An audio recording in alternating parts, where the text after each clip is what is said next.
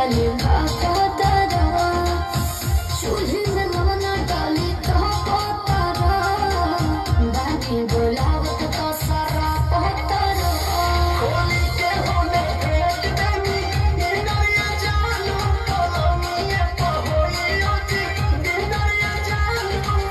पिया प्रेम रस गोरी कोरवे में कस गोरी कहबे न भाग धनु जागी